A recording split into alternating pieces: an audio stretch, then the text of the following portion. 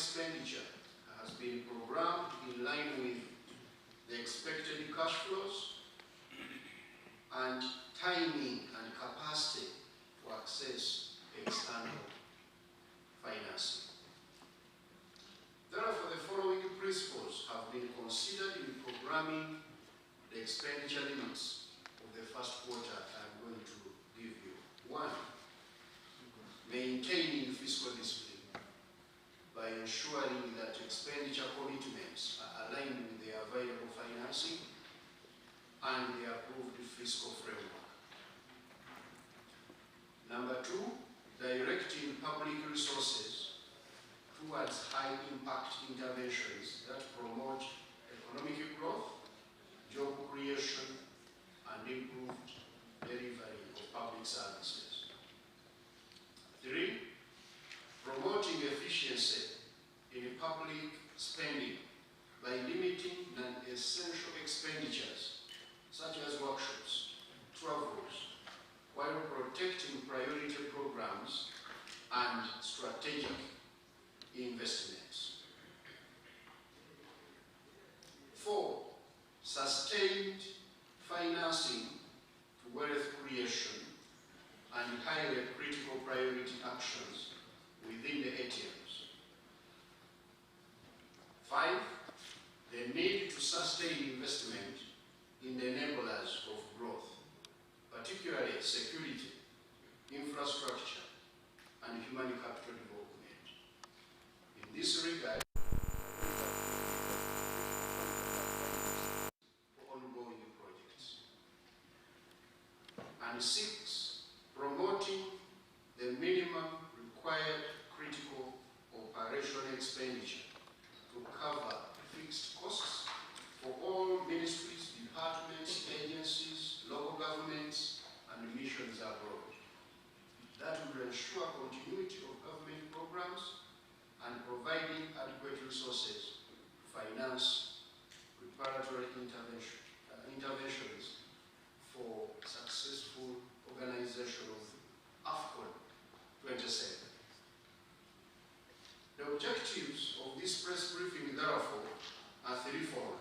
1, to highlight the key developments and trends in the economy and provide an overview of the prevailing economic conditions. So we intend to give you the state of the economy as a first objective. 2, communicate to the country the release of funds to government institutions for the first quarter of the new year, which began on 1st of July this month.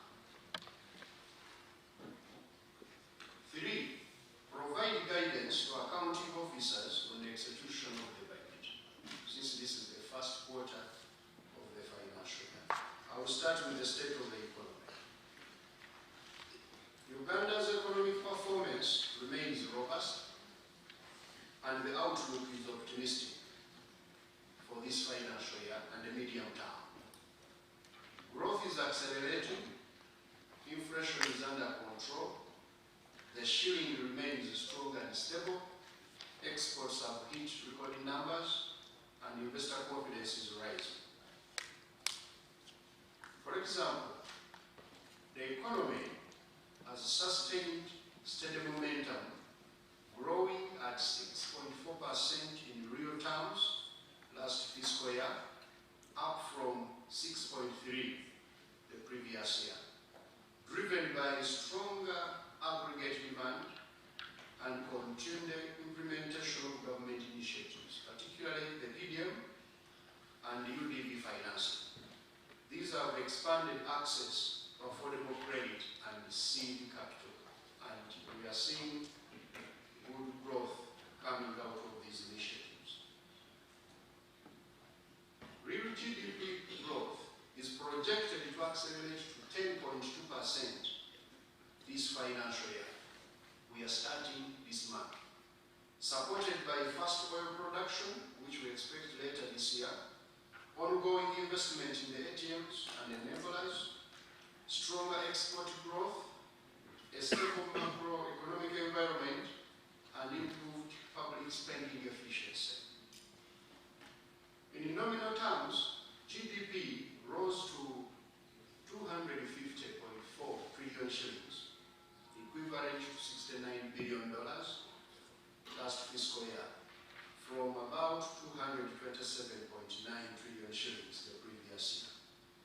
is projected to reach 287.23 trillion shillings, equivalent to $75.7 billion this financial year, raising our GDP per capita to 1,505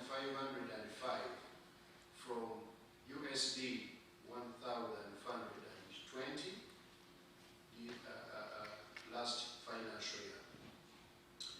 When it comes to inflation, our annual headline inflation averaged 3.3% last fiscal year, down from 3.5% the previous year, reflecting effective monetary fiscal policy coordination.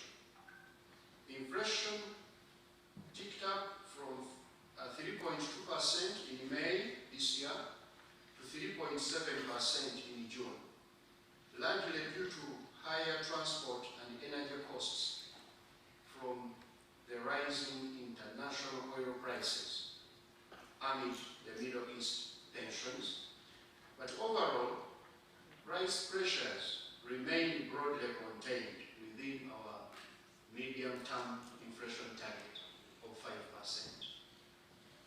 I now come to the state of the shilling. The Ugandan shilling strengthened, appreciating by 1.9% against the US dollar between May and June this year. This was supported by higher export earnings, increased remittances, greater offshore investment, and sound macroeconomic management. As a result, the Ugandan shilling remained the best performing ESC currency against the dollar in that period. In terms of the stability of currencies, we are doing very well. External sector. Foreign exchange reserves have strengthened to $6.01 billion as at the end of March 2026, equivalent to 4 months of import cover, up from $3.588 billion at the end of March 2025. Total remittances from Ugandans abroad rose to $2.8 billion in the 12 months to March 2026, up from $1.9 billion a year earlier. These remittance inflows for Q3 of last financial year were actually a whopping $712 million. Those Ugandans who are working abroad have stepped up remittance of their money here. Total export earnings rose to $18.04 billion in the 12 months to March 2026, up from $5.93 billion in the 12 months to March of 2022. In 2022, our exports were just $5 billion, about $6 billion, we could say. Now they are $18 billion. The key exports are gold, coffee, cocoa, fish, steel, sugar, and an expanding range of manufactured goods. So we have a combination of primary commodities, but also manufactured goods. In Q3 of last financial year, exports of goods and services grew 43.6% from USD 3.4 billion to USD 4.9 billion. These are driven by whatever we are seeing in the strength of the external sector is driven by these strong exports, remittances, and investment inflows have led Uganda to record a balance of payment surplus of USD 2.47 billion in the 12 months to March 2026.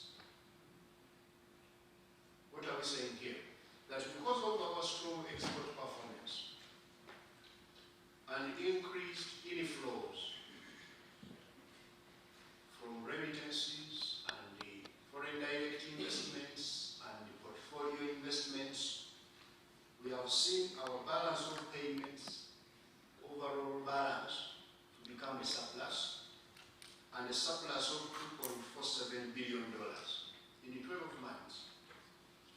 This is the largest in 15 years, as my minister told you in the budget speech. We now turn to investor confidence and optimism. High-frequency indicators show rising investor confidence in Uganda, driven by political and economic stability, and a strong average return on investment of 14%. In the first 3 quarters of last financial year, the Purchasing Managers Index, as well as the Business Tenants Index, averaged 53.7 and 57.6 respectively, both above the 50 expansion threshold. While the Composite Index of Economic Activity rose to an average of 181.55 in the first 8 months of the financial year 2025-26, up from 169.61 a year earlier. This reflects broader economic activity gains. So the economy, ladies and gentlemen, fellow Ugandans, your economy is strengthening and it is showing signs of even getting better this financial year we are starting.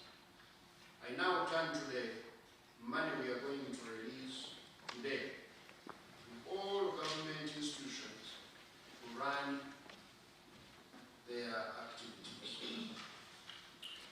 The total release for Q1 for 2026-27 is 23.03 trillion shillings. 23.03 trillion shillings, and this represents 27% of the approved budget. The releases have been aligned with implementation schedules, projected domestic revenue, and expected external financing disbursement. These are the highlights. I will start with the statutory obligations and also financing of statutory institutions. We have released 10.83 trillion shillings for debt and treasury operations. That's the first call on the money in Uganda. We have also released 2.46 trillion shillings for wage, salaries, across government. We have released 566.44 billion shillings for pension and gratuity. We have given Parliament 355.27 billion shillings so that they can do their job effectively. Judiciary is another statutory institution. We have released the 51.12 billion shillings for the judiciary. We have also released the 15.2 billion shillings to the Office of the Auditor General.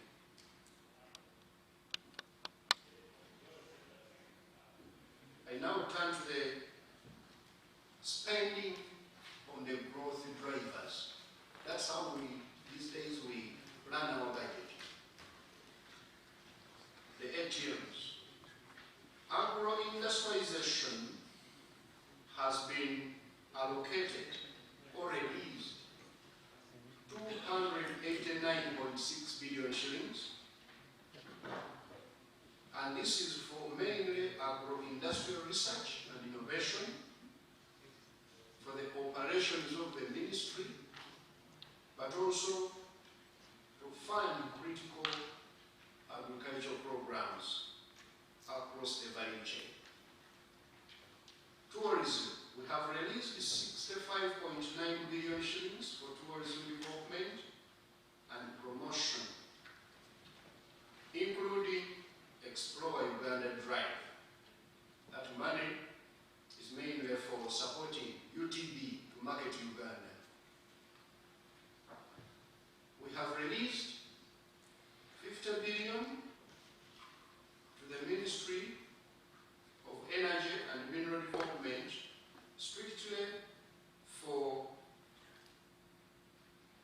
spending on to ensure that we get our first oil, Petroleum Authority of Uganda to regulate the oil, the first oil, so that we can be able to get it out later this year. We have also released 377.9 billion to science, technology and innovation, but also ICT and creative industry, so that they can expand internet connectivity, digitization, but also to support our scientists.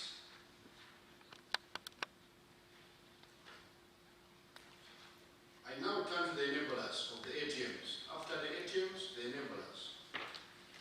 We start with the security. Number one is security. Without security, you can't do anything else. Ministry of Defense and Veteran Affairs has got 360.7 billion shillings to support the operations. This doesn't include wage of soldiers and so on. No. This is money going to the ministry to support them to operate. State House, 103.3 billion to keep our president safe. Uganda Police Force, 144.9 billion shillings. Uganda Prison Services, 105.6 billion shillings. Look after the prisoners now. Office of the President, 100.5 billion shillings. Internal Security Organization, 58.4 billion shillings. And the External Security Organization, 27.4 billion shillings. After security, the next in ranking is infrastructure. Ministry of Works and Transport has got 1.53 trillion shillings. 1.53 trillion shillings this quarter, of which 519 billion shillings is Government of Uganda funding, and 1.01 trillion is external financing. This money will cover Uganda Airlines, Uganda Airways, Karanga Infrastructure Services, Standard Gauge Railway, and construction of roads.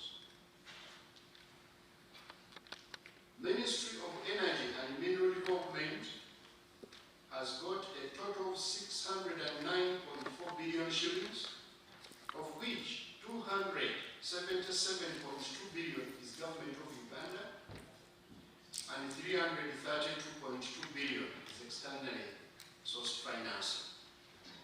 To do what? To implement rural electrification, to extend more electricity to the rural areas, but also transmission lines and power generation projects.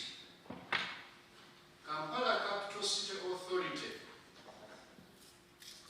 169.7 billion shillings, of which 64.1 billion is Government of Uganda and 105.7 billion is external for social services, education and health in the city, as well as development projects, particularly roads and drainage.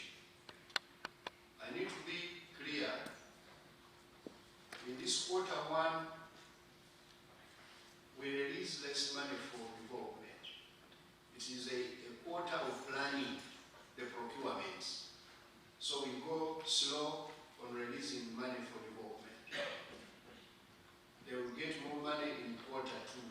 But those projects which are already running, we have released some money for them to continue progressing.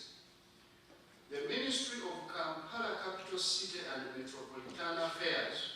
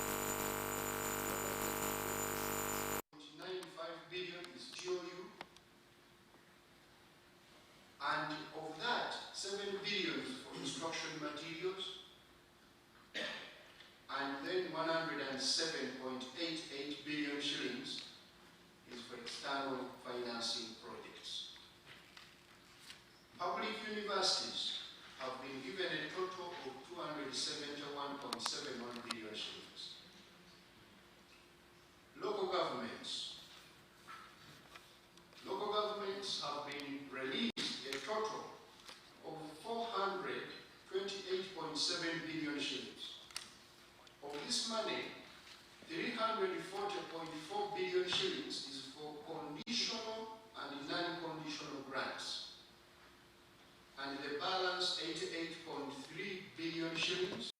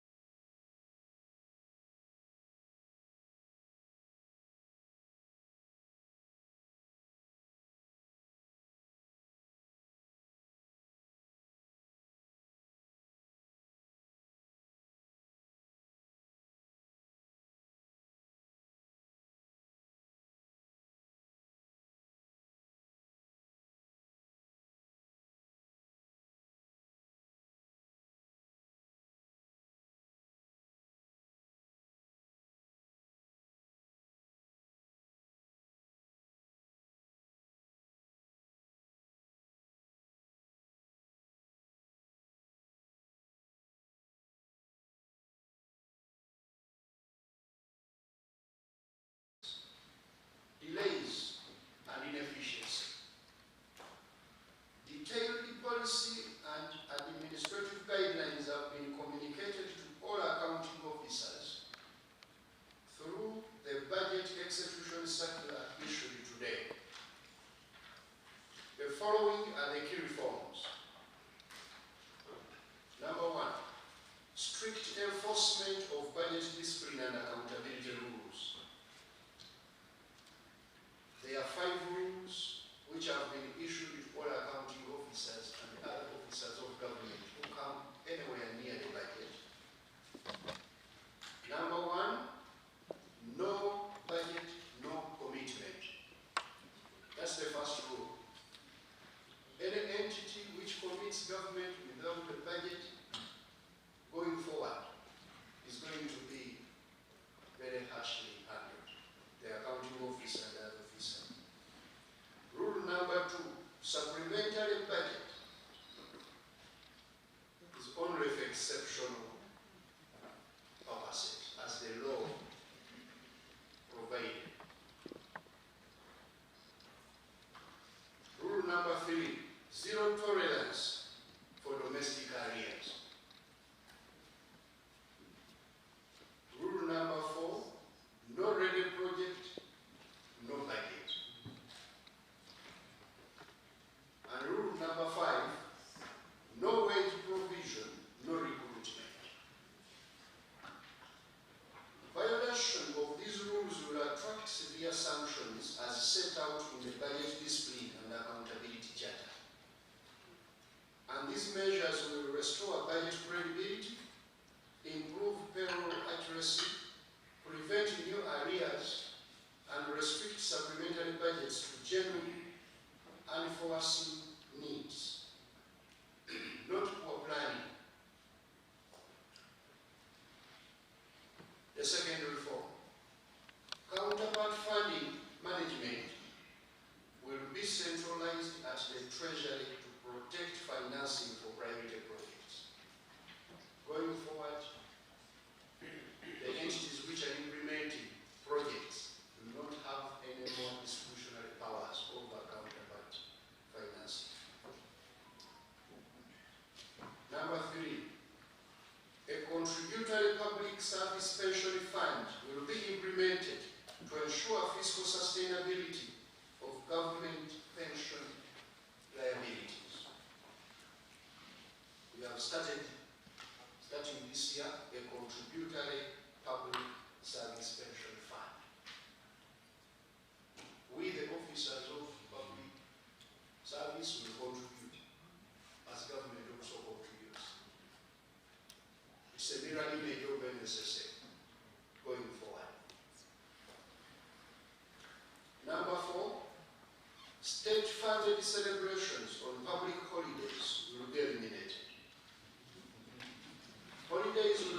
observed without official ceremonies except for religious holidays, as per the President's guidance. All other big days you have been celebrating, you now go to State House. The President will address the country from there and watch on TV. And we save money to put in other important things. Number 5, anti-corruption measures through procurement reform and digitization, but also strengthening electronic government procurement and also review of procurement laws and guidelines is going to be implemented. Beginning this year, we are going to enroll all government entities on an electronic government procurement system. There have been about 36 entities. Beginning this month, another 100 is going to be added, and then we go on cumulatively adding until all government entities are on that system. But also we are going to review the procurement laws and guidelines to reduce lead time and all those pockets of corruption. And number 6, governance, oversight and performance of state-owned enterprises is going to be reinforced. Governance, oversight and performance of state-owned enterprises is going to be reviewed and reinforced. I now come to the Open Budget Survey. As you are informed already today, we launched the Open Budget Survey of 2025 results, which assess our progress on budget transparency and accountability, but also identify areas for improvement. Since introducing our Budget Transparency Initiative in 2013, Uganda has significantly expanded public access to budget information, as well as the citizen participation through the budget website, a total free budget, call center, regular citizens budget guides, and national budget month activities with our Budget Transparency Initiative partners. That's why the budget is improving. That's why you are able to identify weaknesses in the budget, and you give us feedback and you respond with these reforms we announced because of this initiative. Special thanks go to the International Budget Partnership, Uganda Deaf Network, and UNICEF facilitating the Open Budget Survey, but of course our partners we are always struggling with, CS-BAG, Accord, CRT, and others. Thank you very much. I now conclude. I would like to emphasize the following. Every shilling released this quarter and going forward is intended to accelerate growth while preserving fiscal discipline. The government will prioritize investments that unlock private sector growth and strengthen longer-term competitiveness. I really want to emphasize that the money of the taxpayers of Uganda is increasingly going to facilitating governments to create wealth. That national budget is about wealth creation and enabling wealth creation. Cham-cham out of the budget. Public expenditure management will be strengthened to maximize value for money and improve service delivery. Expenditure execution will be aligned with available financing to safeguard macroeconomic stability, but also remain consistent with approved fiscal framework. As I usually say, in Uganda we don't spend money we don't have. If we have less cash, we shall release less cash. If we get more, we shall release more. That's how we manage to stay afloat, the macroeconomy to remain stable, the inflation to remain low, the shilling to stabilize and remain strong.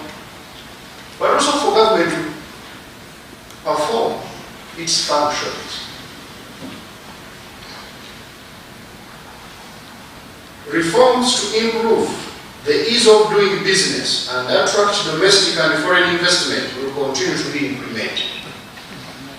The government remains committed to transparency and will provide regular updates on economic performance and budget implementation. The reason you have lively debates about our budget is because we give you all the information. I wish, therefore, to assure Ugandans that the economy of Uganda remains stable and resilient despite recent geopolitical shocks. With the continued stakeholder cooperation, we will meet our economic objectives, but also strengthen the foundation for sustained growth and prosperity. I thank you, the press, as well as the civil society, for supporting our budget transparency initiatives. But for the details, for all Ugandans, you can visit our website. We have a website for the budget, www.budget.finance.go.ug. There are so many those. www.budget.finance.go.ug. If we are disturbing you, you just put in Google budget Uganda. We'll take you there. You can also call a toll-free line 0800-229-229. I now wish to invite the partners, and in this case, I want to invite the ED.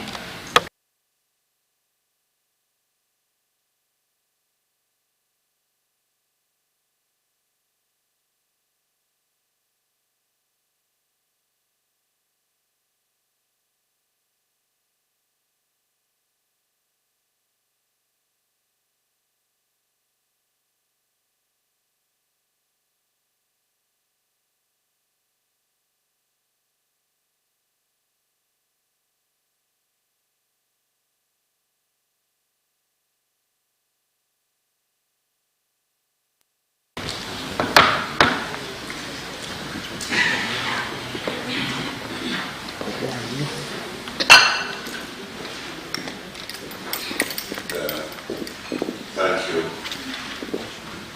Mr. PSPC, Jonathan Robbie.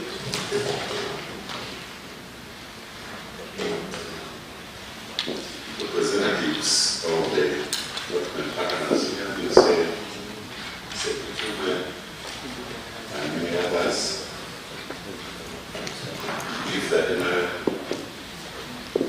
members of Parliament represented here,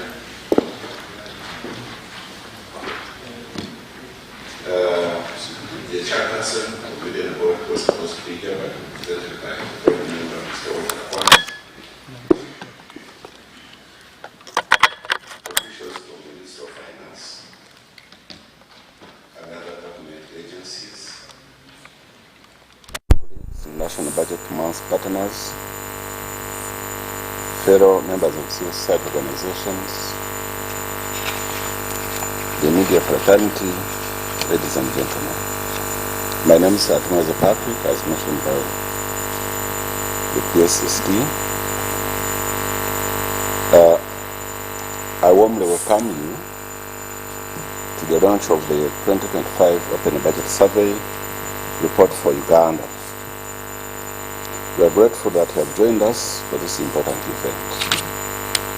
Mr. PSSD, Uden sincerely appreciates the Minister of Finance, Planning and Economic Development for the strong partnership we have enjoyed in implementing the Open Budget Survey since 2006. The survey remains the world's leading independent assessment of public financial management based on three pillars: budget transparency, public participation, and budget oversight. We are equally grateful to the National Budget Partnership, UNICEF Uganda, for their continued financial and technical support towards the survey and the launch today. We also thank all our development partners who have supported UDN for over 3 decades. I also wish to acknowledge the government of Uganda for its cooperation throughout the survey process, which requires responses from over 190 indicators. Appreciation further goes to the National Budget Month partners, SBAG, Accordes, Yakini, and so many others. And of course, we cannot forget the media for continued contribution to promoting budget awareness and budget engagement. The Open Budget Survey has become an important instrument for strengthening public financial management in Uganda. Over the years, its recommendations have contributed to notable improvements, including expanded budget consultations, publication of citizen budget, and improved budget access to budget information through the Ministry of Finance online platforms. Equally important, the OBS has strengthened constructive engagement between government and civil society. We thank you, Mr. PSST, for this, and also for fostering collaboration and around shared goals of transparency, accountability, and improved service delivery.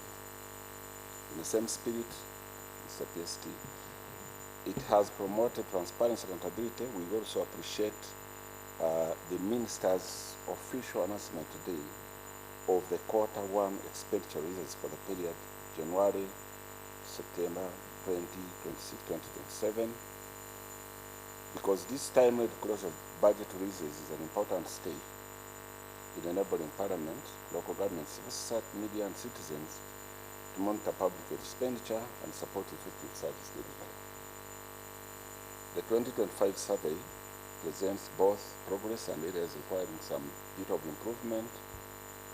Uganda, for example, scored 53% out of 100. We think we should have scored more, but the details will be given by my member of the board, especially on budget transparency, ranking 3rd in East Africa and 34th out of 82 countries that were scored globally. Although this represents a 6-point decline for the 2021 assessment, it's actually 2023, sorry, Uganda remains within the limited transparency category. Meaning limited information is given available to the public. These findings should motivate us to strengthen our collective efforts. We are confident that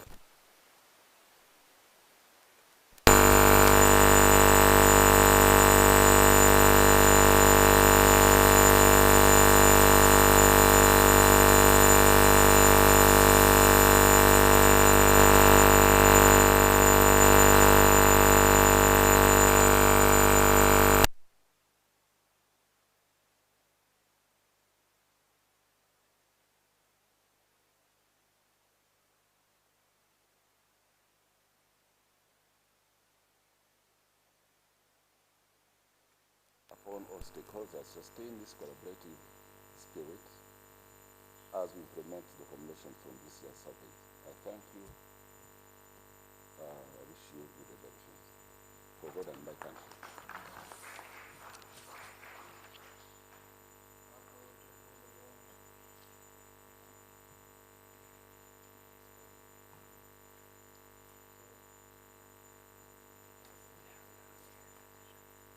Thank you very much, Uganda Network, for that presentation on the Open Budget Survey. It's now my pleasure, I think should have been easy to invite the board member the board chair to present the report. Is here? Okay. You are welcome to present the report. Thank you. Thank you very much, MC. Good afternoon, fellow citizens. Mr. P.S., you'll allow me to go with the protocol that was shared by the MC. So I look at the time, we're already past the time that was given to us. So I'll just go through this presentation in a very quick transition.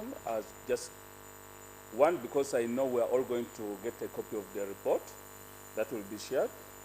So if you don't mind, just let me peruse through it very quickly. My name is Walter Kwat. I'm a member of the board, and I'm here to represent our board chairman, Honorable Omaj Jachan. The president now calls him Jalonyo. For those of you who are familiar with Luo, Luo means someone who's associated with the wealth.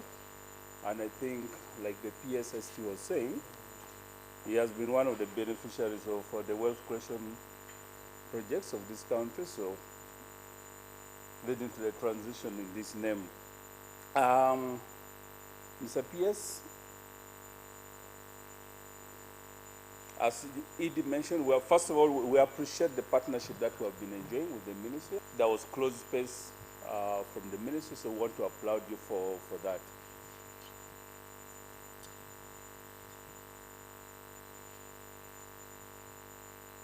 For this report, I just want to give a very brief remark on the background, and then just do some bit of introduction in the OBS. And then we'll just basically concentrate on the three main ideas of the Open Budget Survey, which is about transparency, public participation, and oversight, and we'll see how we score and maybe also compare the progressing or something like that.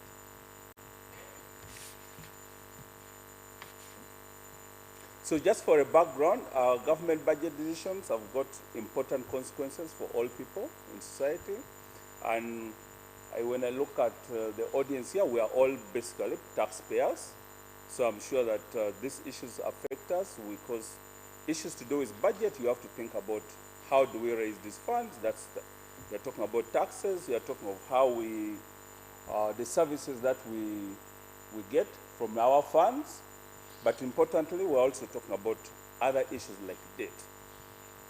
So when government provides information and meaningful channels for the public to engage in this kind of decisions, then we are better enabled to ensure that public money is spent in a way that it reflects the interests of the public. So the OBI, or the Open Budget Survey, just for people who may not be very familiar with it, this is an independent, comparative and fact-based research instrument that uses international accepted criteria to assess, one, public access to central government budget information, and then form opportunities for the public to participate in the national budget processes, the role of the budget oversight institutions such as the legislature and national audit officers in the budget processes. So this survey helps the civil society to assess and confer with the government on the reporting and use of public funds. The OBS basically assesses these opportunities offered to the public for meaningful participation, and like the PS has already mentioned, I think there's been already a lot of this kind of engagement. Some of us were here during the pre-budget dialogue. Again, it's stressed about this same participation of the public. So I think we are progressively going towards the right direction, and Mr. PS, want to thank you for that and for allowing the public to, for sure, get to know what's taking place within their budget issues. This year, this report that we are launching is the 10th of the series, the 10th edition of the Open Budget Survey. It was conducted in 82 countries, and with time we shall know how we fare within among the 82 countries that we assessed. How do we fare as a country?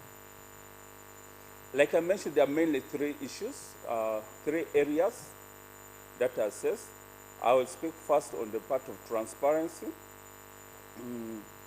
This part of the OBS measures public access to information on how the central government raises and spends public resources.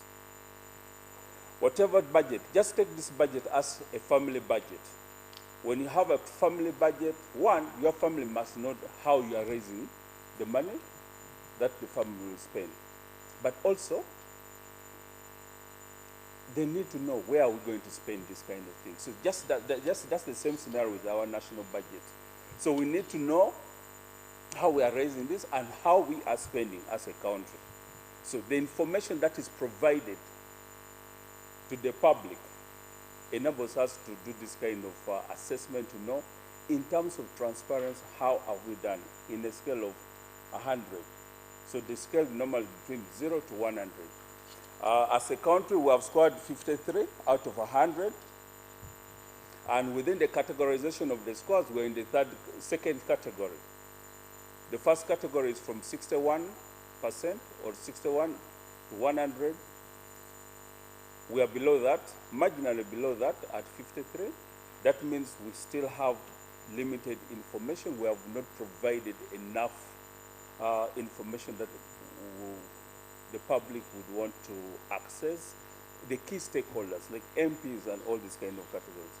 Mr. Pierce, recently, at the induction of the new MPs, your minister was talking to the MPs and basically guiding them on their roles to ensure that, one, that they do not just stop at approval of the budget, they also follow this budget, they track the budget and all this kind of thing. And I remember a number of MPs raised an issue that, yes, we still have a problem with the ministry. We're not getting documents timely. The documents come, but sometimes they're not reaching out in a timely manner to the MPs. And we have seen this kind of situation several times in the media where a number of MPs are talking about their lack of preparedness. So in terms of analysis, are they prepared to actually discuss this budget before they approve a budget? How much input do our MPs put? Because these people represent all of us and they have the mandate, the legislative mandate to appropriate budgets. So we need to see how we, as a ministry, you need to work with our parliament to see how they can maybe get much more information in terms of this.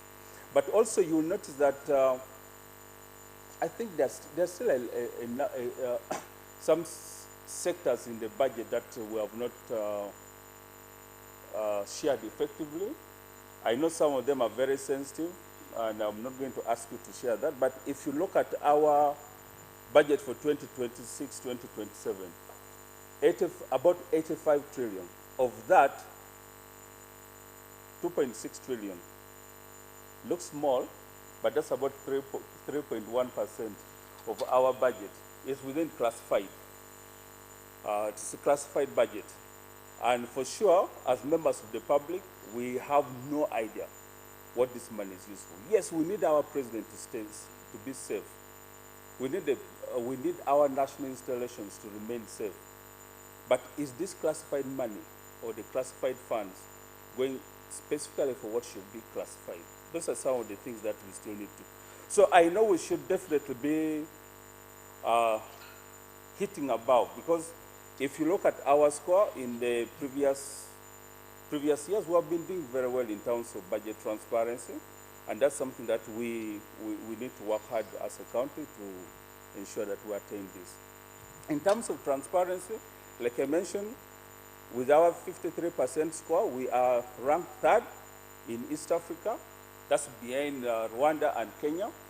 Mr. PS, over the last few surveys of the OBS, we have been topping the region. This time we have slightly declined. I don't want to say we have declined because we have not done something right. It could also be that our neighbors maybe have scaled up their efforts.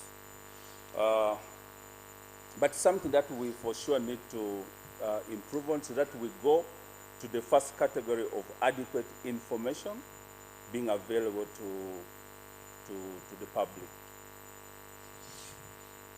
I just want us to maybe take a look at the comparative, just if you are able to read that, just a comparison of the transparency scores across the country, across the region. You see Kenya for now is leading with 56, followed by Rwanda at 55. We're at 53, But of course, I must add that if you look at the average score within the sub-Saharan Africa, we're definitely way above the average score.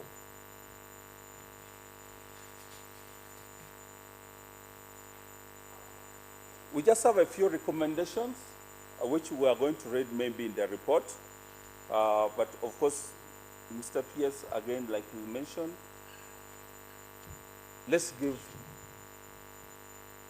we give more space to civil society. Let's give more space to the citizens to know what is within their budget.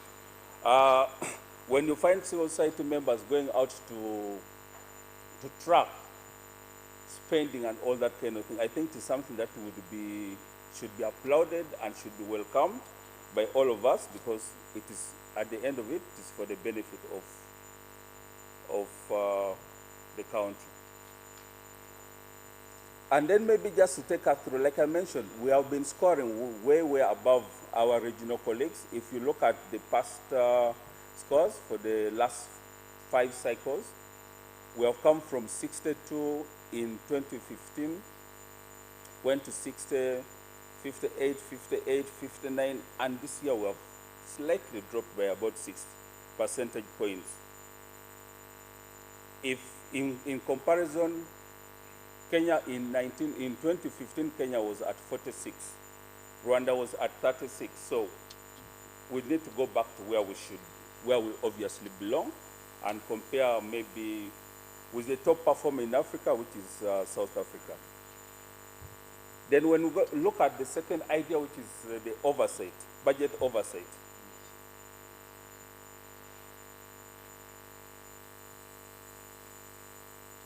Our performance, the obvious examines the role of the legislature and the Supreme Audit institutions. In our case, I'll talk of the Auditor General's Office. The role they play in overseeing budget processes, including how effectively they scrutinize budget proposals, how they monitor implementation and review government accounts. So those 2 institutions, especially the legislature, they have this role to ensure that there's an oversight, because they are representing the entire spectrum of the country.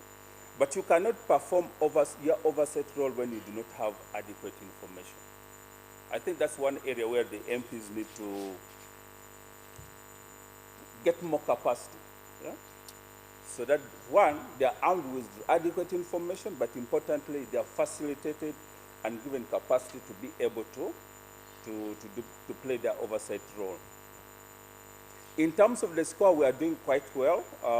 As you can see, it's at 68 out of 100.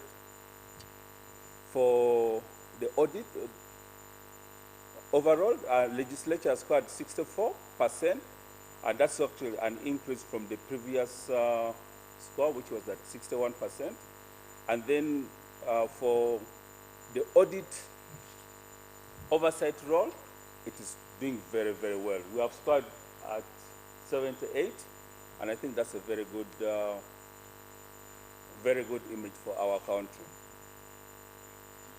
Again, for the recommendations, there are quite a number here, and like I mentioned, we'll just have to take time to go through this report and get the details.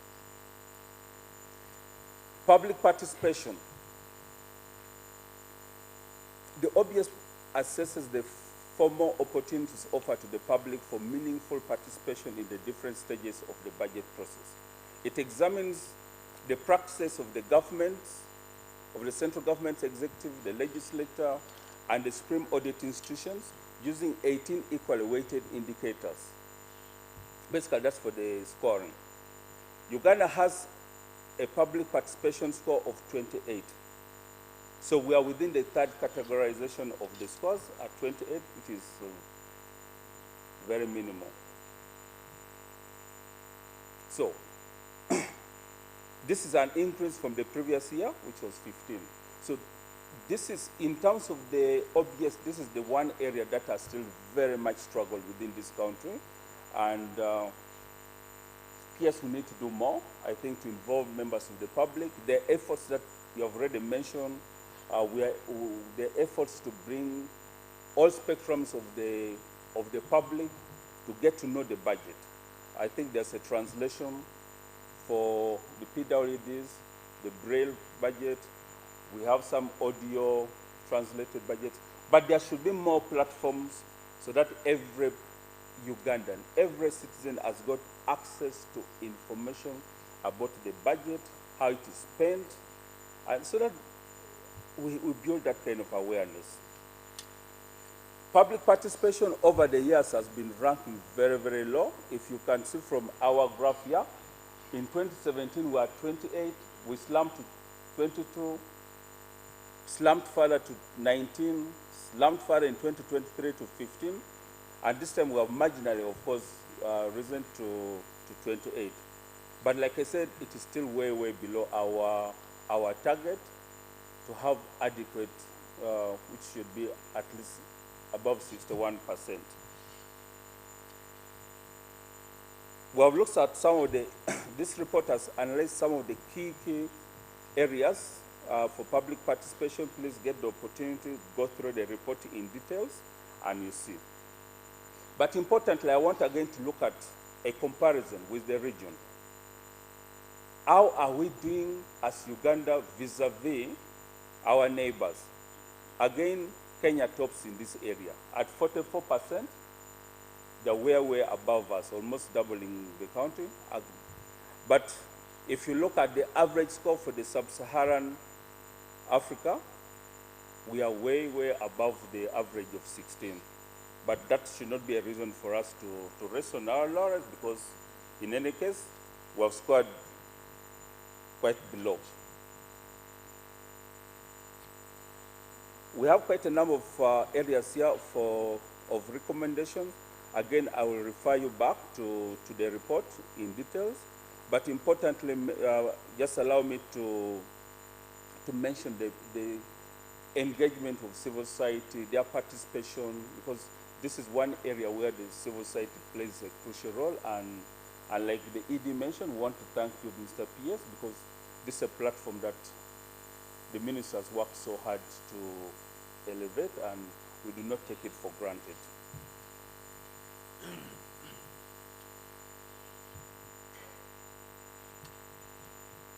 There are also these trends that you will all be interested in. It's quite detailed, looking at the different aspects of public participation, transparency, and oversight. And then you'll see how we are performing in terms of the three critical areas. Again, like we mentioned, for sure, the aspect of public participation is still desiring more efforts from all of us. So, in conclusion, I want to just highlight a few things that while Uganda is among the best in to improve, most especially in terms of public participation, like we have mentioned. Moreover, like I mentioned, that's where all of us as citizens of this country, as taxpayers, that's the area that should really concern all of us, that we should get to know our budget, we should get to know how our money is spent. We should not just find out from the civil society or different actors. Recently, we all got to know about the awards, service awards, for instance, thanks to our friends in Agora, that kind of situation. We need to know these kind of things before it comes out, because it tends to portray a bad image of how our money is being spent. We want to thank government for the openness and availability to avail information that ultimately resulted in this report. As UDN, we're happy to have been selected to champion this research over the years, and we're glad to have been seen as all the journey through and how far we have come with this. Thank you so much, Mr. PS, and want to congratulate you all who participated in this process. Thank you so much.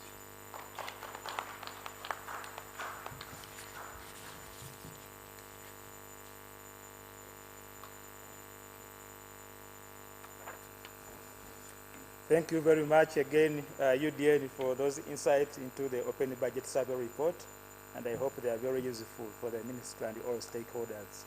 to improve our budget performance. Right now, it's my pleasure now to invite the representative of our budget transparency initiative partners, and this should be Mr. Mukunda, to make a statement on both the expenditure releases and the open budget survey report. Welcome. Thank you. Thanks, yes,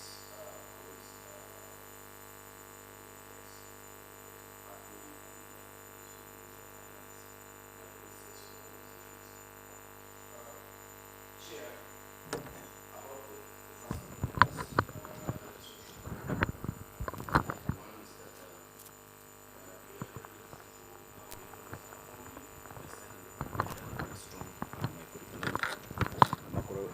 with very good macroeconomics performance. I just want to mention, Chair, that we are currently concluding our national budget month. Just a brief report is that it has gone well. I would like to thank you for allowing your technocrats to be part of our meetings, to advise us, so that at least we can be able to expand, increase in budget information, but also sales participation. Chair, we also organized an exhibition by a few government agencies who came to demonstrate how government funds are being utilized. We would like also to thank those that turned up. Chair, in terms of implementing the 2026 reform agenda, you mentioned the 6 budget rules, Chair, and I think this is what we need most.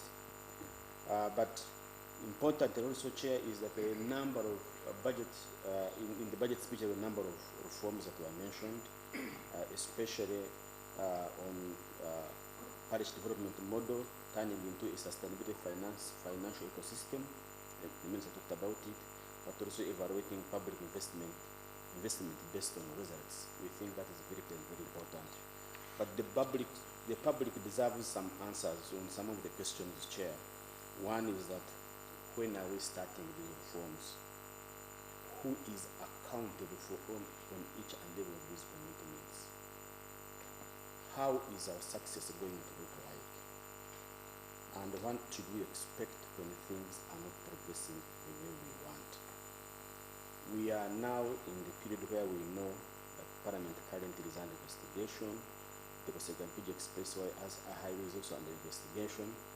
But this has shown that implementation failures can be just as costly as poor planning. So, Chair, unless these reforms are backed by clear implementation plans and regular public reporting, they risk becoming other unfulfilled promises. For us at civil society and especially at CSBAG, we are grateful that we have these reforms and we will keep on monitoring their performance. Chair, my second item is on the OBS results.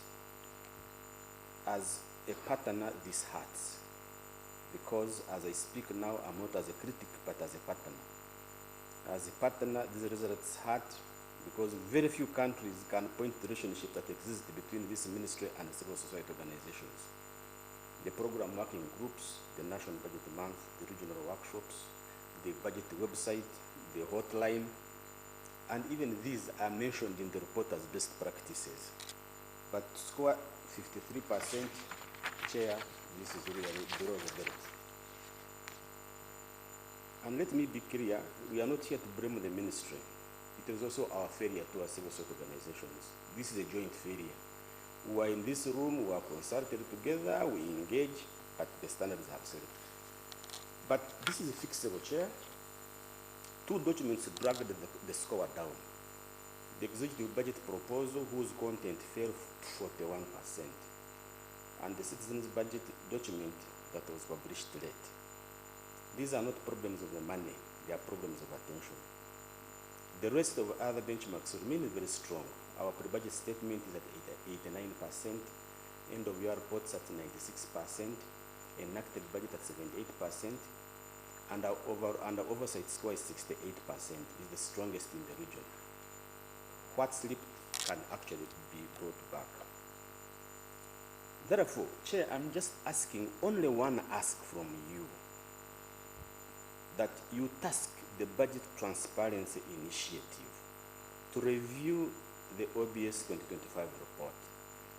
Review indicator by indicator, theme by theme, develop an action plan with responsibilities and timelines, report to you for approval, and then on a quarterly basis, we release our own performance in terms of how we are progressing. Because we believe, Chair, that this is not because of money, we believe that just because of the attention. Chair, if we approve this today, we will stop lamenting today and start a day of recovery. Let us own these results together and fix this together. We hope that the Open Budget Survey of 2027, Uganda should rank above the 61 and back at the top of the East African, because, not because the survey demands it, but because Ugandans deserve it. I thank you.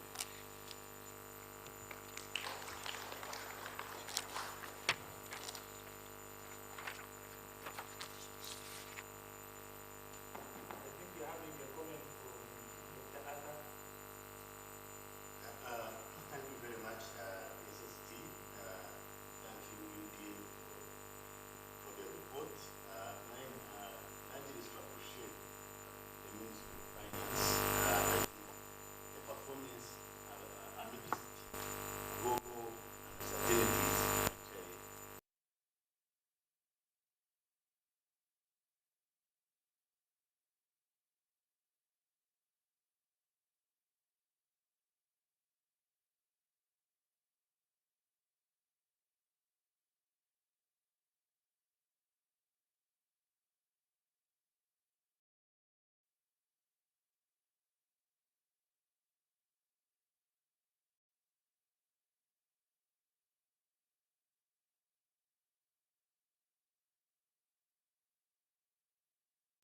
Enough, especially from local governments.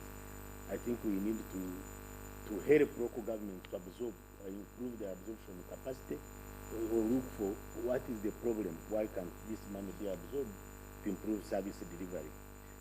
The second issue that I wanted to raise here is the issue of the RAPEX. To my knowledge, RAPEX, the government report, the Auditor General's report, shows that the government paid about 640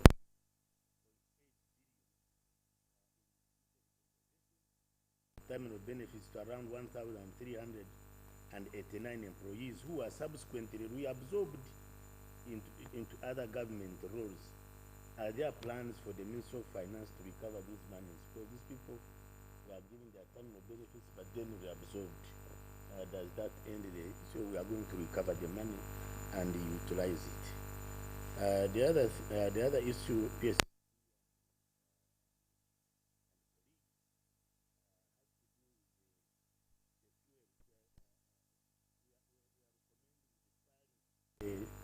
the Uganda shillings 2,000, rather 200 fuel levy until fuel markets stabilize.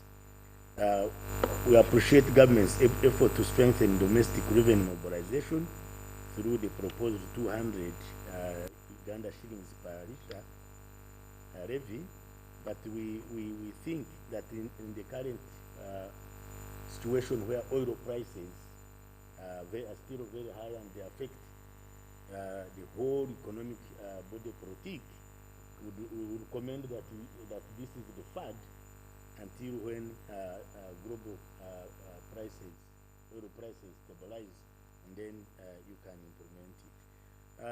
Also, PSST and colleagues to inform you that we have a post-budget dialogue in West Nile with our partners, CS BAG, on the 17th, and we do request that the ministry participates. Actually, this will begin to improve.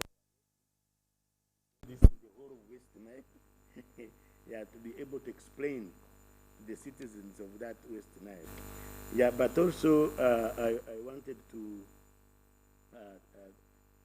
PSST, you could shed more light on what you are doing differently that has actually protected our economy from the global events. What is it so that the citizens can know? But also there's the issue of the domestic debt management. While we commend the efforts of government and Ministry of Finance, the domestic debt, we still have the debt is still significant, and it affects our business community, those people whose money government owes money.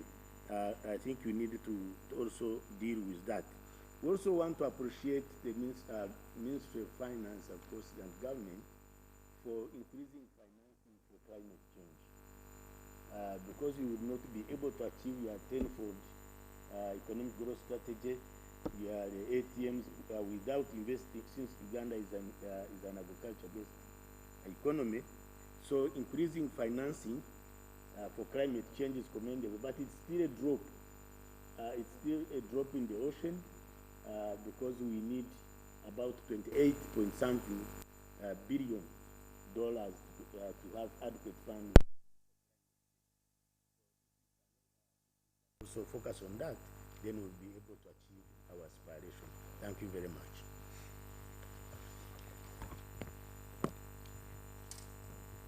Thank you very much, Dr. Arthur, and all our partners in budget transparency. PSST, sir, we are now going to launch the report, the open budget survey report, and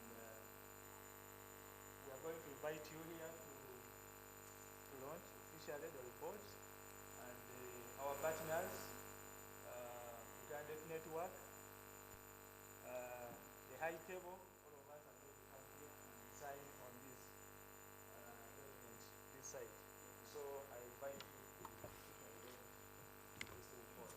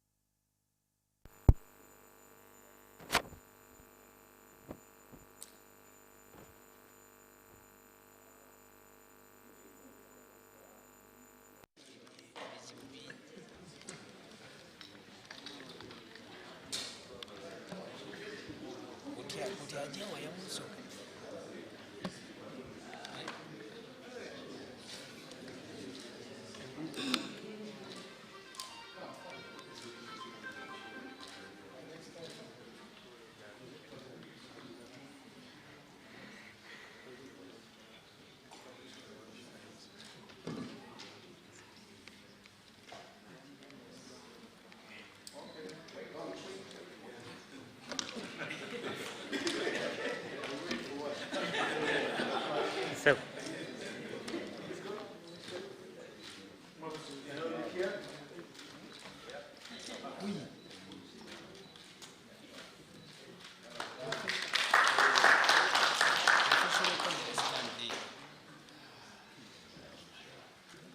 professional cameras at the other side.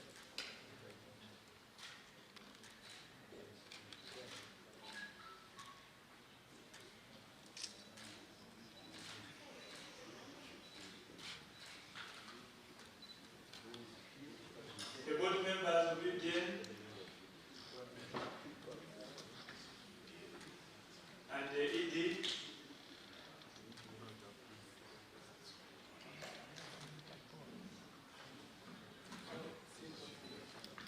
our partners,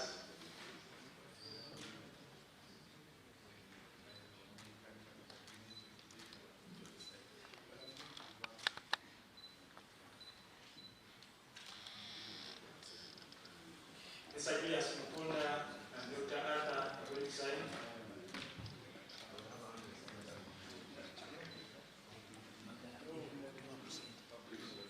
Papa. Director Budget, Accountant General, and the Internal Auditor General are also going to sign.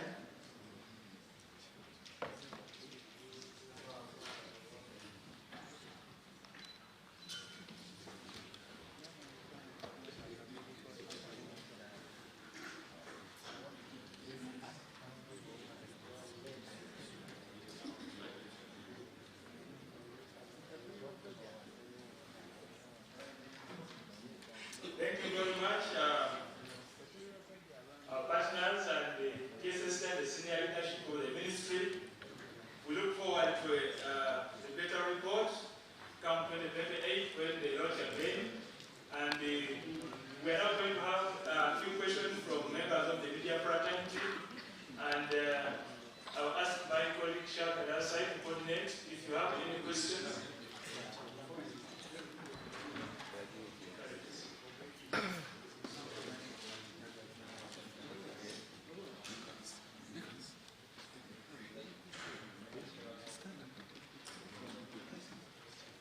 members of the press, this is your time. You can press the mic and then ask if you have any. You're going to have only 5 questions.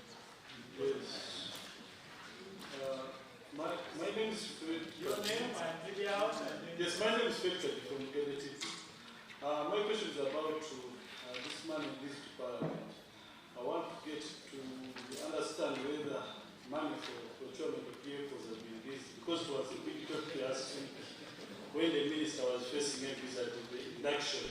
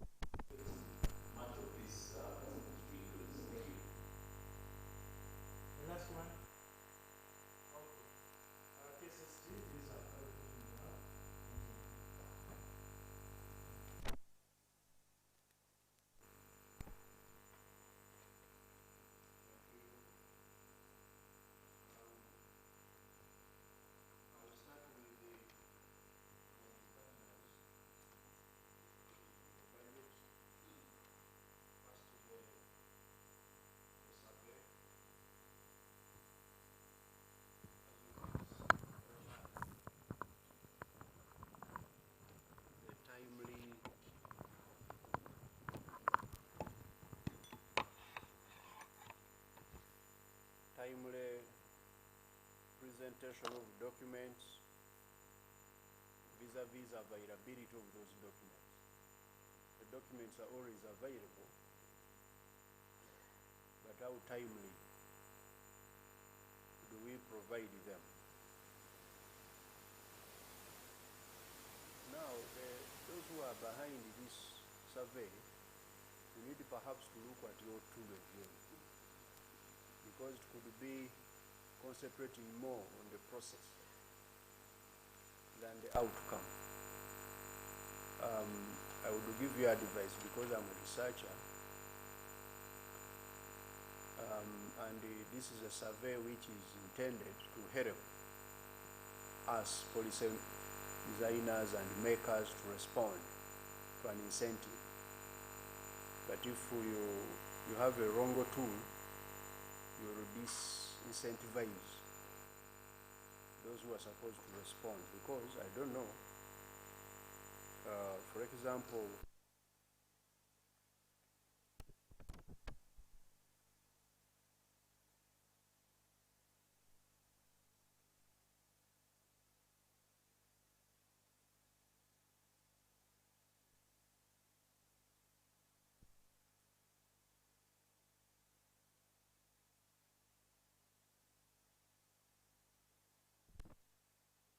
it's highly consultative and fatiguing actually the budget makers, but we try our best to ensure that everybody is involved, the media, and then you say there is less participation. I want to tell you it will instead attract less effort, because somebody will say, it seems we are wasting time here with these initiatives of the civil society. So you need to look at the tool itself. I advise you very strongly to look at that tool again, so that you can get a good response, because it needs to reward the effort and the progress. Classified expenditures, these are in every budget framework across the world. We don't expect security budgets to be put on the table there of politicians, because also the enemy of the country is as well analyzing them. Can easily know that if, for example, the budget intended to purchase guns is so much, they are going to purchase so many guns, and therefore they plan accordingly. They know that Uganda has so many guns, so that it can now guide the rest of the efforts. On the EGP this month, so that when they start procuring, they are procuring now online and not in hotels and those small rooms where they sit. And we are going to have transparency of at least those 100 plus the others who have been there before. Who's accountable? The accounting officer. Our law is very clear, the accounting officer. But we stretch it further, because you have seen now in some areas, some other officers have actually boarded the bus before the accounting office, because now we go further into investigations to ensure that whoever is responsible also is accountable. But ultimately, the buck stops with the accounting officer, the one who has signed the contract with the government to keep its resources safe, but also provide the services necessary. There's somewhere you talked of the survey. I think I've made enough comment on it. You can go and discuss. Please.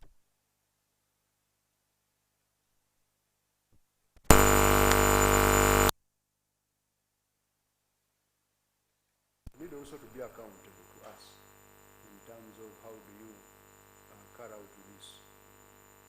Dr. Baino Mugisha money returning to the center. The accounting officers, they have, for example, returned the money this year.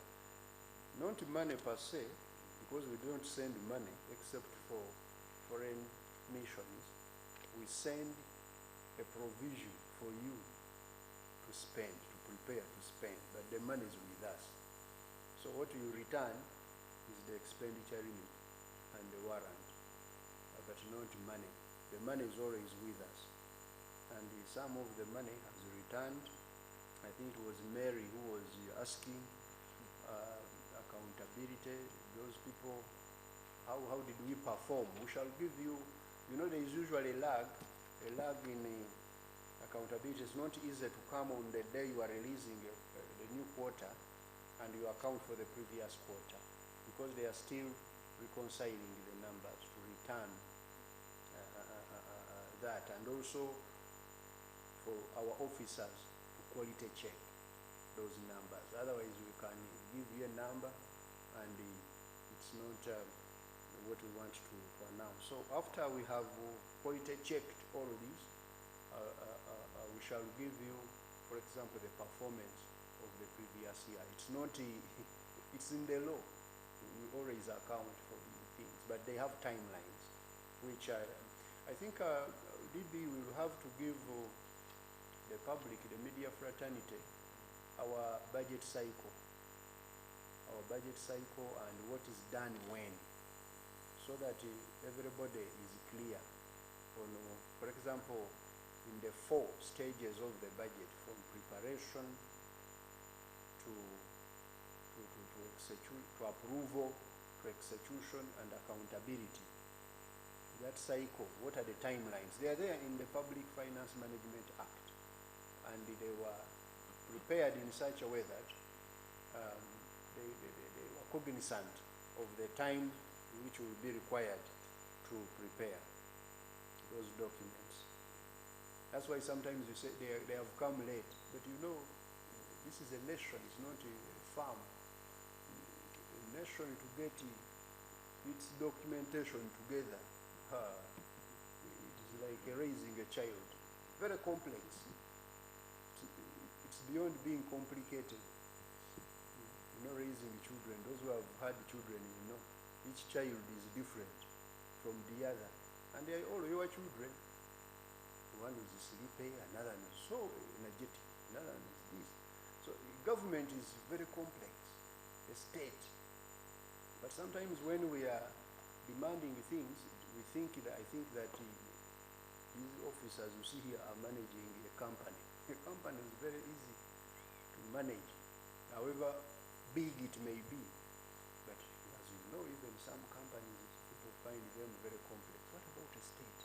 So sometimes we need that time to do. But eventually, the most important thing is these things are provided and they inform subsequent decision making. I now turn to rationalization, recovery of terminal benefits from those who were absorbed, staff. This is something which I will follow up. I will follow up and find the facts, because there was guidance of the Attorney General on who is entitled to what. Okay, that's how government operates. But if there are any audit queries which are not well explained, these can be found out. And those people, if, for example, it's established that they got the money wrongly, either they lose the money or they lose the job. According to whatever the law says, we shall find out. Fuel tax, which is causing a lot of questions, because Arthur thinks we should defer the tax until the war is over, and is supported by Mary, who is saying, even he goes further to ask what was going on in the head of Ramadan Gori, Kagwa, and the rest. And I think by extension, she just stopped short of saying in the heads of cabinet people, in the heads of parliamentarians who approved. What was going on in your head? She wants to figure out. Very good question. This is what was going on in the head. To try as much as possible to follow where the money is in the economy, to collect revenue, to support that economy, to create more money. That's all what goes on in our heads. I cannot go and tax local brew because there's no money in local brew. There's less money. They are drinking, say, 1,000 shillings, and they get drunk. But Ugandans drive cars. Those roads are choked with the cars, and they need the roads to be expanded and to extend to all parts of Uganda with the tarmac. Now, these roads must, as you fuel them, I mean the cars, as you fuel them, must drive on a road. And that's where the money is. Ugandans have bought more cars, they are driving them, they can't even, then there's border also, so many borders, and the economic activity of transport. Transport is one of the fastest growing sectors in the economy. So you get some little tax levy and you put it on that item, which you know it will not prohibit the activity from going on, but it will give you some revenue to support that very activity to multiply further. That's how we determine these taxes. And those who are poor, they are also the ones who actually buy the cars less. Those who have money, they are those who will find the husband has a car, the wife has a car, the children have a car to drop them, the maid has a car to go and shop. They're all driving. Those people should pay some money to support government to get money and then provide medicine in NMS, but also to improve the roads. That's what goes on in our heads. There's nothing more when we are thinking about this. Now, the timing, therefore, this oil price, the oil prices you see, the palm prices, are driven by the global factors. Whether there is no tax or not, fuel prices will rise now because of the ongoing war. And we calculate the elasticities, but also how each of these variables contribute. And you'll find that the tax component is very small in terms of the 200 shillings you have added there. So it's not true that's the one which drives the price, but there are a number of factors. The price of crude has increased if you have been monitoring and so on. I think that's what now makes Arthur to say, knowing that those things are happening, why don't you avoid putting on some tax? For now you stay it. No, we cannot. Because if we stay, we shall not be able to get the money to actually mitigate the other risks which come with the fuel prices rising. Because we want to support the wealth creators, to invest more in wealth creation, so that they can create more activity in the economy, create more jobs for people to get more money and buy more cars and more fuel. So it does not mean that when you stay actually that you will support the population. No, you will actually be impeding them. Economics is funny. Economics is not common sense. Common sense tells you when you do this, this is what will happen. But economics tells you, no, look at the opportunity cost, not the financial cost, the opportunity cost. So when we look at the real cost of some of these, we see that we can be able to sustain this. And this is a temporary, the temporary impact of the war. It will go away and the prices will reduce. Like they did, you remember in 2022, everybody wanted to kill us. Why don't you do something about this? We told you it will go away. After, as a result of COVID, the prices of everything, every commodity went up.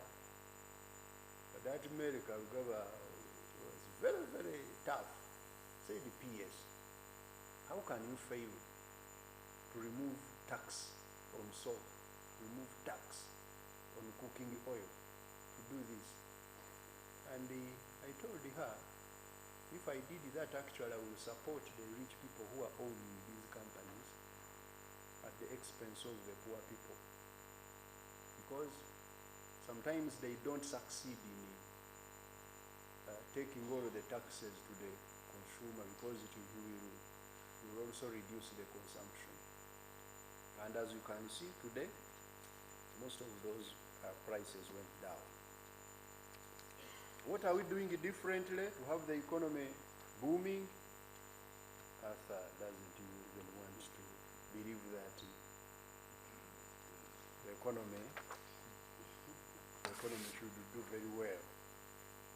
Because, you know, there are problems. Global prices are going up. There is a war in Iran. There is Ebola. There has been Ebola in Congo affecting. But the economy continues to be resilient and growing. What we are doing differently is good economics. We are not allowing our decision making to be determined by emotions. Like, for example, some countries responded to this shock. When we went to Washington recently, they were saying, please, they were thinking like Arthur, some of them, remove this, go and reduce, subsidize fuel. We told them no. Instead, actually, we are going to attract more investments in these value chains. Because in the past, people thought that the Middle East is the safest place to invest. Africa is the riskiest. Today, this narrative is changing now. So Uganda, we are working on how do we take advantage of some of these geopolitical shocks to attract more investment. So the first thing we do differently is attracting investments from elsewhere to come here and bring the dollars. And they have brought them. They brought $3.2 billion last year. Investors who are not our relatives or what, but they come here. That's one.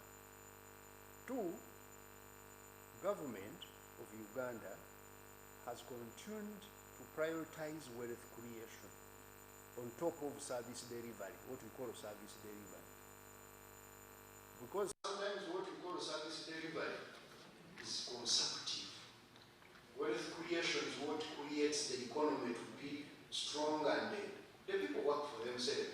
People of Uganda don't want freebies that you are going to give them handouts. What they want is to be facilitated to make money. And once they make their own money, they can now get those other things which other people in other jurisdictions want to give them. So, our budget is going to things like a PDM. You tell me which country, you know, amongst our peers, has such magnitude of investment in the financial inclusion at the lowest level.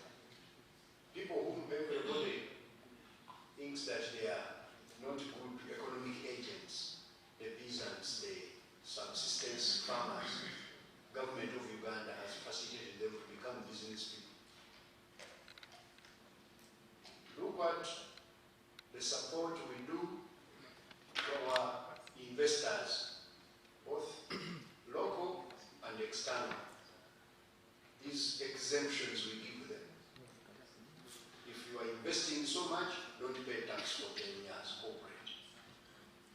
going to pay this. Even land, we shall give it for free. We shall do this. We extend this, in this very budget, we have released. We have over 10 key investors whom we are providing with infrastructure, free infrastructure. We are building power lines to go to their factories. Government. We are extending the road network to them. We are sinking water sources for them. Why? Not because we like so much or that government has shares in their companies. We want to support them so that they can be able to produce and create jobs and tax revenue and so on in the future. So I could go on and on and on. What we are doing differently, therefore, is good fiscal and monetary policy management. Those words are simple English words in economics, but they are key. If you are a policy maker and you don't know what you should do with the budget to facilitate growth, you are a central bank officer, a central banker, but you don't know what you should do to ensure that yourself as a central bank, you remain well coordinated with the government, then the economy will go out of hand. Finally, what we are also doing very well, or differently, we have a very good economist in our president. Very good economist. He avoids A lot. Let me tell you this. Me, I am not a seasoned public servant. You know where I came from. A teacher of economics. There's no way I can continue putting in a lot of effort if you are serving a leadership that does not understand how economics works.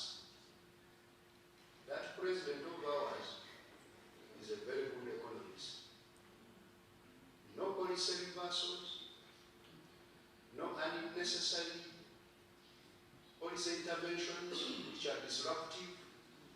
And please, Ugandans, as you do, go ahead managing your country. Learn a lot from him. Some of his colleagues in the region, everywhere, they do disruptive policy. Disruptive populism that put subsidy. You subsidize, you can't manage to sustain the subsidies.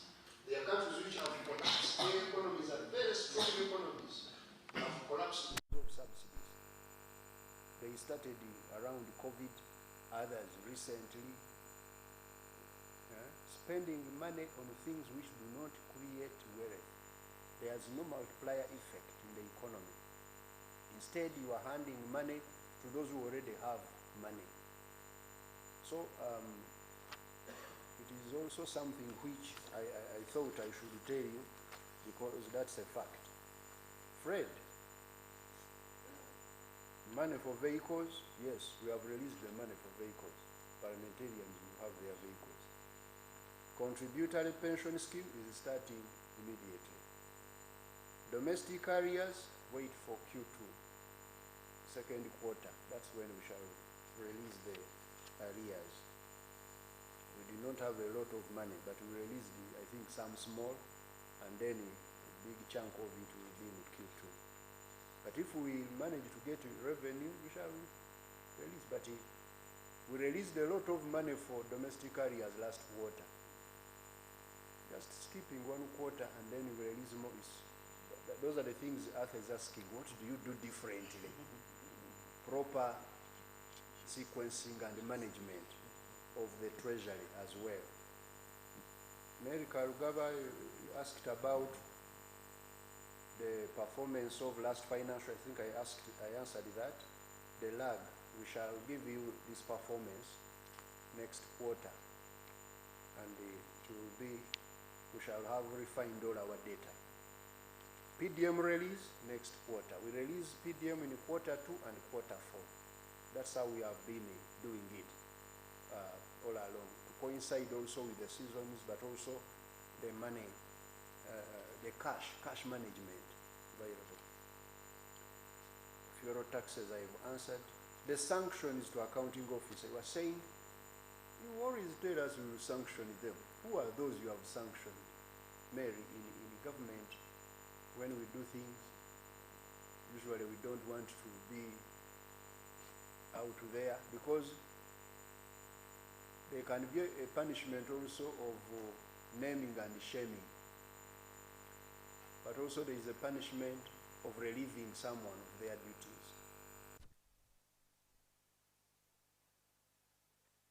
I want to assure you we have a number of accounting officers whom we have sanctioned over time. They are PSs who are not accounting officers. There are some other accounting officers who have been relieved of duties. There are officers who have been also sanctioned, but we don't like now recently when we did payroll audit, number of people are being sanctioned, but except a few, I don't know why people choose to do them that way, because these are allegations and you are still being alleged to have done something. But now when you go to start publicizing something or somebody's life, so it's not very good. But we sanction them, and punishments are rendered out. However, is saying Q1 releases versus delayed implementation. I do not understand your question very well, but I think what you are trying to say, you have released the money in Q1, but it's also planning quarter, and that delay the implementation of the infrastructure projects and so on. No, that's why I told you that we learn. What Mary was saying, we learn from past experience. If a certain entity has not been absorbing money very well because of one reason or another, then in another quarter you try to program the release, putting into consideration that. So delayed implementation is usually not about the release of money. It's about other factors which now we are addressing. We have found number one factor was counterpart funding. People don't have money to buy the right of way, and yet we have signed an agreement giving them the money to build the infrastructure. They can't even build in the space. Those who have given the money, they have diverted it to another new project, and they are not providing the counterpart funding. But that's why we have now brought in this reform of us managing the counterpart funding. Number two, procurement. Delayed procurement, not buying things in government, is very difficult because of the law, which has so many people and also so many processes, steps. They even have waiting time. You have finished everything and say wait for 25 days. First, we see whether there is somebody who's complaining that the procurement was badly handled. In some areas, if there is no complainer, somebody may hire one to complain. Now, these are the things we want to remove from our procurement, and we are going to embark on them. So delays have been coming from those many officers who are also not very keen in their job, giving excuses. Procurement, but they are the ones who initiated it late. So all of those things we are going to be addressing them going forward. Payment of domestic arrears. Did I answer this? There's somebody I think who asked about domestic arrears. Huh? Okay. We shall definitely continue to pay. We paid some of the money last quarter. We shall pay also next quarter and going forward. Thank you very much for coming. Uganda today, yes.